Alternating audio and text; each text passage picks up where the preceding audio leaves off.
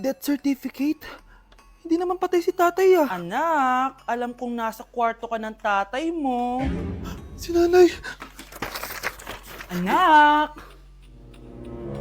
Nay, tawag niyo po ba ako? Wala. Kala ko nasa loob ka eh. Sige, Nay. Gagawan ko na po ng pagkain si tatay. Kailangan ko malaman ng totoo. Sorry, Nay. Kailangan kong gawin ito sa'yo. Nay, ito na po pala yung pagkain ni tatay. Ginawan din po pala kita. Buti naman naisip mo pa ako. Thank you, anak ha. Welcome, Nay. Mahal, kain na tayo. Gumana yung plano ko. Kailangan ko na humingi ng tulong. Ang galing mo din, Scarlett, no? Pero mas magaling ako. Nay, hindi ka nahimatay? Anong akala mo sa akin? Tanga? Inamoy ko yung pagkain na binigay mo sa akin. At kaamoy niya yung lason na nilalagay ko sa pagkain ng tatay mo. Ang sama mo, Nay! Well, kailangan ko ang pera ng tatay mo. Inasawa ko lang naman yan kasi mayaman siya. Ipapakulong kita sa ginawa mo kay tatay! Sa tingin mo maniniwala sa'yo ang mga pulis? May CCTV tayo sa bahay. Kitang-kita dyan na ikaw ang gumagawa ng pagkain ng tatay mo. Kanina pa nasa kulang mga pulis. At naririnig nila lahat ng sinasabi mo. Mga pulis? Nasaan na siya? Nakakatakot! Matalino ako, Scarlett. Alam kong gagawin mo yan. Binayaran ko ang mga pulis para din nila kulihin. Pera-pera lang. Walang iya ka talaga, Nay! Sumama ka na sa akin. Itali nyo na yan. At siguraduhin yung hindi makakatakas yan. Ano? Itatali? Hindi! Shh, Scarlett. Itatakas kita, ha? Alam ko lahat ng baho ng nanay mo. Tita, Scarlett, may kausap ka ba? nandiyan na si nanay. Bilisan mo! Paparating na siya. Bibilisan ko na. Shh, Scarlett. Itatakas kita, ha? Scarlett, may kausap ka ba? Nandiyan na si nanay. Bilisan mo! Paparating na siya. Bibilisan ko na. Scarlett! Scarlett! May kausap ka ba? Huwag kang maingay dyan, ha? Scarlett, tara na. Tara na, tita. Tita, buti na lang dumating ka. Hindi ko na kaya mga pinagagawa ni nanay. Hi, Scarlett. Nay, Napakahayap mo, Susan! Oo, hayop ako. At least madaming pera. huwag kang mag-alala. Hindi kita sasaktan. Hindi ko na din kaya mga pinagagawa sa akin ni Susan. At ikaw, Scarlett, ipapakain ko sa'yo yung lason na binigay mo sa akin. Nay, wag po. Halika. Isubo mo tong lason. Ito'y nararapat sa'yo para mawala ka na sa mundo. Itigil mo na yan, Susan. Totoo ba itong nakikita ko? Buhay ka, Tay? Oo, buhay na buhay. Paano nangyari yun? Hindi pwede. Pinatay na kita. Simula pa lang ng una, alam ko naman na pera lang ang habol mo sa akin, Susan. Kaya nung naparalyze ako, alam ko na pagkakataon mo na yon para lasunin ako. Kaya inutusan ko yung pulis para ipalit ako sa bangkay. Hawak ko din dito yung mga papeles na magpapatunay na ninanakawan mo ako ng pera. Sumama ka sa akin sa presinto. Tandaan nyo to! Hindi ba ako tapos?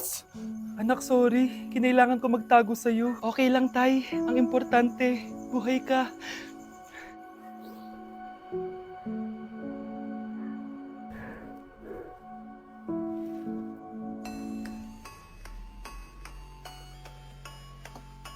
Mga anak! Aba! Tanghali na wala pa rin gising? Naku, sinasabi ko sa inyo, pag ako namatay, kawawa kayo! Ano ba yan? Umagang-umaga? Ang dami sinasabi ni nanay. Mga pinagkainan nyo kagabi, hindi kayo marunong magligpit. Ang tatanda nyo na, para kayong mga bata. Kailangan gisingin natin pagluto. Grabe si nanay. Nauna pa magpagising kesa sa alarm clock ko. O Kyle, kakagising mo lang? Nay, hindi pa po ako natutulog. Ano? Diyos ko po! Nung kabataan namin, 7 p.m. pa lang, tulog na kami. Tapos, ang gising namin, 4 a.m. para pumasok sa school. Hulaan ko, Nay. Tumatawid pa kayo ng bundok tsaka ilog para mag-aral, no? Oo, buti nga kayo may hatid sundo pa eh. Scarlett! Ayan na, magkikiss na sila. Aba, parang anak ng mayaman na. Prinsesa ka? Nay naman eh, ang init-init eh. Hindi ako nagtatay ng pera, Scarlett, ha? Nagtitipid ako ng kuryente, kaya matuto kayo magtipid. Kaya gamitin niyo tong 2-in-1 Stand and Desk Fan from Tough Mama. Di ba ang aesthetic? Meron tong 4-speed control, kaya sobrang lakas nito. O di ba ang lakas? At syempre, matibay. Di kagaya ng relasyon nyo. Lo, magluluto na nga lang ako. Ops, bago ka magluto, gamitin mo tong stackable multi-cooker ng Tough Mama. Pwede ka dito mag-boil, pwede ka mag-fry, at marami pang iba, gaya ng steam and grill. O, di ba? Kahit ano, magagawa mo dito. Pati pag move on sa ex mo. Bakit ang sakit mo naman magsalita, Nay? Delivery po. Anong delivery? Parang wala naman ako in-order, kuya. Nakasulat po dito, Susan. Kayo po ba yun, ma'am? Oo. Sige, baka nakalimutan ko lang. Nay, ano po yan? Cellphone? Di ba mahal to? Opo, Nay. Paano ka nakabili niyan? Siguro nanalo ng raffle si nanay. Nay? Oo, anak. Bakit? Nabalitaan niyo na ba, Nay? Uso yung mga scammer ngayon. Totoo ba? Grabe na talaga ngayon, anak. Sabi sa nakita ko, Nay, nang scam daw siya ng mamahaling cellphone gamit ang credit card ng ibang tao. At ito pa'y malalanay, nang scam daw din siya ng pera. Delivery po. May delivery ata, anak. Delivery po. Ikaw na naman, kuya. Susan po ulit, ma'am. Wala naman nga ako in-order. Wala akong magagawa dyan, ma'am. Sa'yo nakapangalan eh. Sige na po, una na ako. Ano na naman laman neto? Pera? Ito ba yung sinasabi ni Scarlett na galing sa scam? Pero bakit sa akin nakapangalan? Anong gagawin ko dito? Hindi naman ako yung scammer. Nay, may naghahanap po sa inyo sa labas. Anak! Sige, pupunta na ako.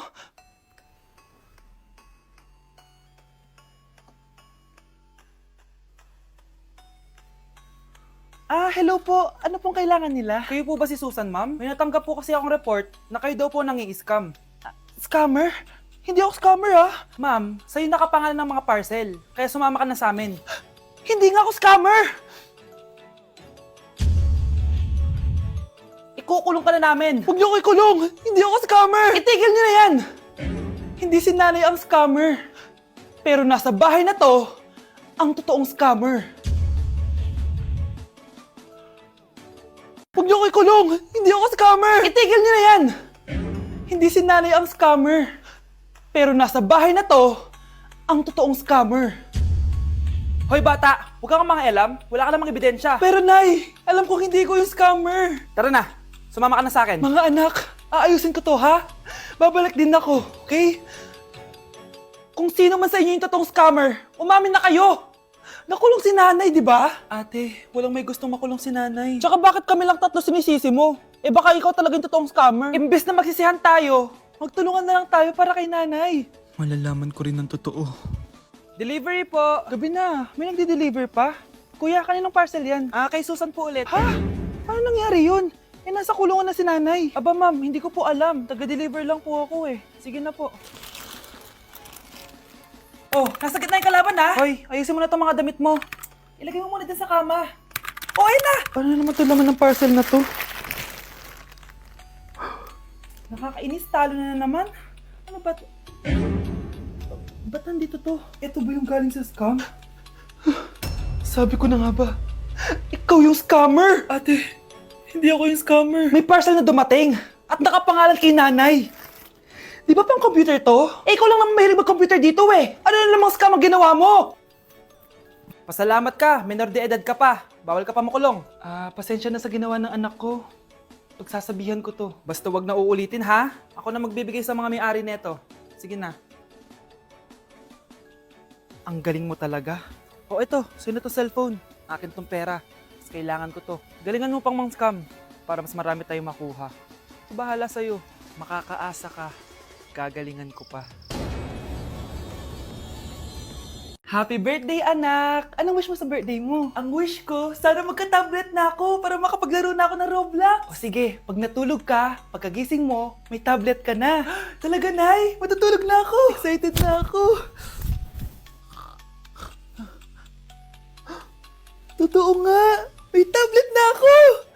Happy birthday, anak! Ang bilis mo naman lumaki. Teenager ka na agad. Anong wish mo sa birthday mo? Hindi na ako mag-wish ng mga bagay, Nay. Ang wish ko lang, sana maging happy family tayo palagi. O sige, matulog ka ha. Pagkagising mo, matutupad yung wish mo. Opo, Nay.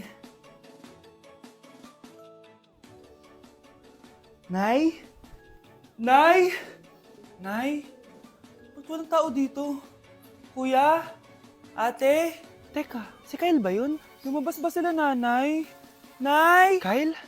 Anong ginagawa mo dito sa labas? Hinahanap ko po sila nanay. Oh, Kyle! Nandiyan ka lang pala. Balik ka na doon sa bahay. Naghihintay na si nanay. Talaga, ate? Yay! Tita, sama na kayo. Sige, tara. Kyle! Nay! Happy family na ba tayo? Oo naman, anak. Yay! Scarlett? Anong nangyari sa kanya? Patay na si nanay. Pati yung dalawa naming kapatid. Namatay sila nung birthday niya. Kaya tuwing magbe-birthday siya, sila yung hinahanap niya. Grabe pala yung trauma. Anak, malapit na tayo magsama. Talaga, Nay. Sobrang miss ka na namin, Kyle. Excited na kami, Kyle. Excited na rin ako, mga ate, kuya. Ate, makakasama ko na sila nanay. Matutupad na yung birthday wish ko. Kyle, kain ka na dito. Celebrate natin yung birthday mo. Kyle, kain na. Sino ba batang yun? Kyle! Kyle.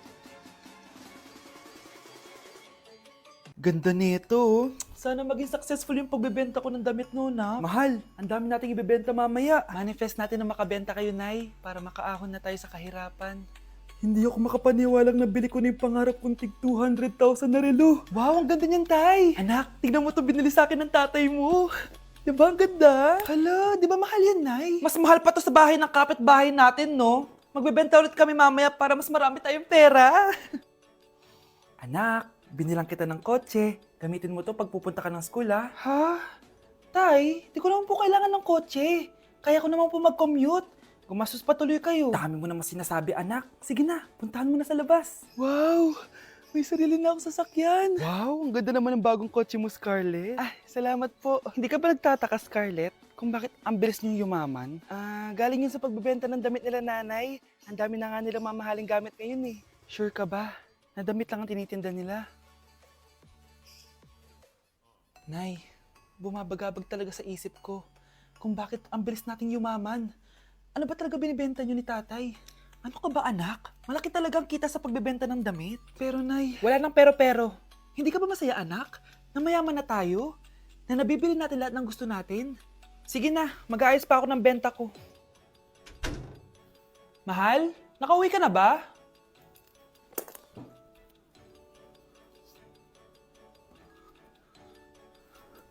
Ano ba talagang laman neto? Nagbebenta sila ng laman loob ng tao. Wow, sobrang ganda, mahal.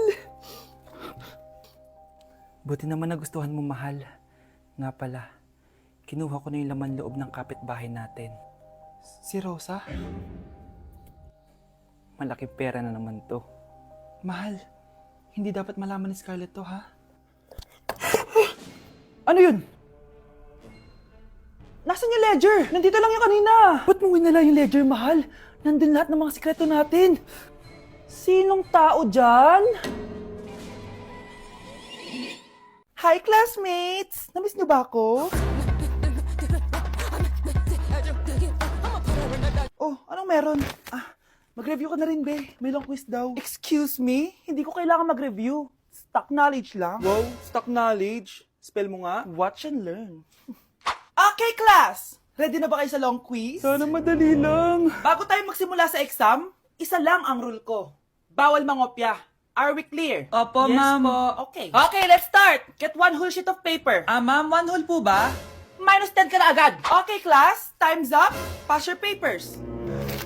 Sana pumasa ako. Nakakalito yung bandang huli. Ano kaya magiging score ko nito? Ikaw, Scarlett. Ako? Feel ko nga bagsak ako eh.